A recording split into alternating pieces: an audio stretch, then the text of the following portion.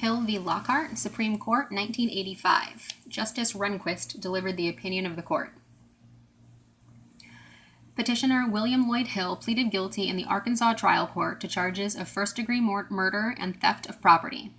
More than 2 years later, he sought federal habeas relief on the ground that his court-appointed attorney had failed to advise him that, as a second offender, he was required to serve one half of his sentence before coming eligible for parole. We conclude that petitioner failed to allege the kind of prejudice from the allegedly incompetent advice of counsel that would have entitled him to a hearing. Under Arkansas law, the murder charge to which petitioner pleaded guilty carried a potential sentence of 5 to 50 years or life in prison, along with a fine of up to $15,000.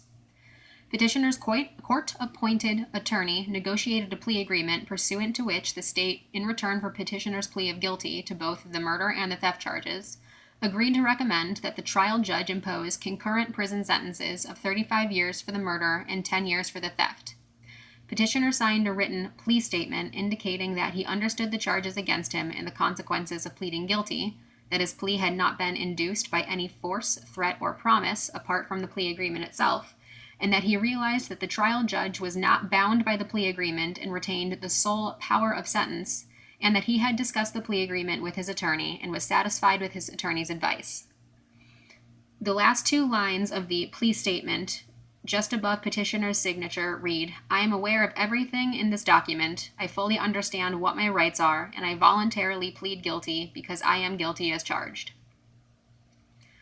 Petitioner appeared before the trial judge at the plea hearing, recounted the events that gave rise to the charges against him, affirmed that he had signed and understood the written plea statement, reiterated that no threats or promises had been made to him other than the plea agreement itself, and entered a plea of guilty to both charges.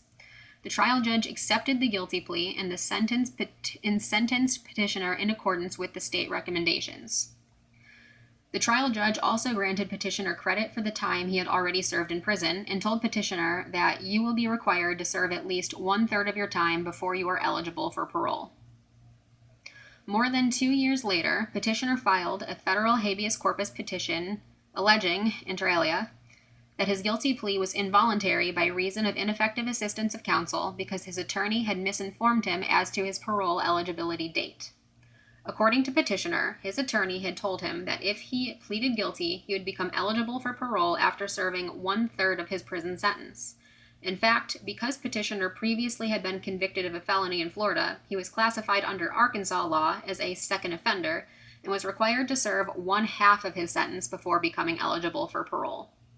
Petitioner asked the United States District Court to reduce his sentence to a term of years that would result in his becoming eligible for parole in conformance with his original expectations.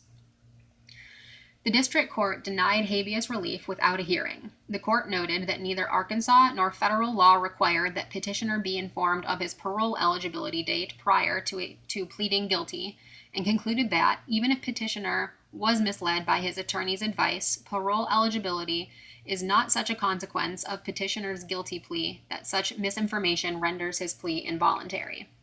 The court also held that even if attorney's advice concerning such eligibility is not wholly accurate, such advice does not render that attorney's performance constitutionally inadequate. The long-standing test for determining the validity of a guilty plea is whether the plea represents a voluntary and intelligent choice among the alternative courses of action open to the defendant.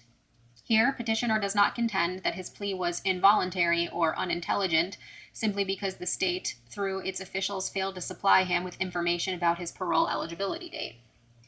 We have never held that the United States Constitution requires the state to furnish a defendant with information about parole eligibility in order for the defendant's plea of guilty to be voluntary, and indeed such a constitutional requirement would be inconsistent with the current rules of procedure governing the entry of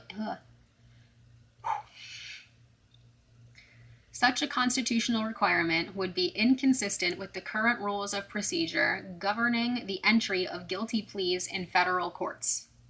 Instead, petitioner relies entirely on the claim that his plea was involuntary as a result of ineffective assistance of counsel because his attorney supplied him with information about parole eligibility that was erroneous. Where, as here, a defendant is represented by counsel during the plea process and enters his plea upon the advice of counsel, The voluntariness of the plea depends on whether counsel's advice was within the range of competence demanded of attorneys in criminal cases. Attorney errors come in an infinite variety and are as likely to be utterly harmless in a particular case as they all are to be prejudicial. Representation is an art, and an act or omission that is unprofessional in one case may be sound or even brilliant in another. Even if a defendant shows that particular errors of counsel were responsible, therefore, the defendant must show as they had actually had an adverse effect on the defense. Every inroad on the concept of finality undermines confidence in the integrity of our procedures, and, by increasing the volume of judicial work, inevitably delays and impairs the orderly administration of justice. The impact is greatest when new grounds for setting aside guilty pleas are approved because the vast majority of criminal convictions result from such pleas. We hold, therefore, that in order to satisfy the prejudice requirement, the defendant must show that there is a reasonable probability that, but for counsel's errors, he would not have pleaded guilty and would have insisted on going to trial. Petitioner did not allege in his habeas petition that, had counsel correctly informed him about his parole eligibility date, he would have pleaded not guilty and insisted on going to trial. He alleged no special circumstances that might support the conclusion that he placed particular emphasis on his parole eligibility in deciding whether or not to plead guilty. Indeed, petitioner's mistaken belief that he would become eligible for parole after serving 1/3 of his sentence would seem to have affected not only his calculation of the time he likely would serve if sentenced pursuant to the proposed plea agreement, but also his calculation of the time served if he went to trial and were convicted. Because petitioner in this case failed to allege the kind of prejudice necessary to satisfy his burden, his petition has properly been denied.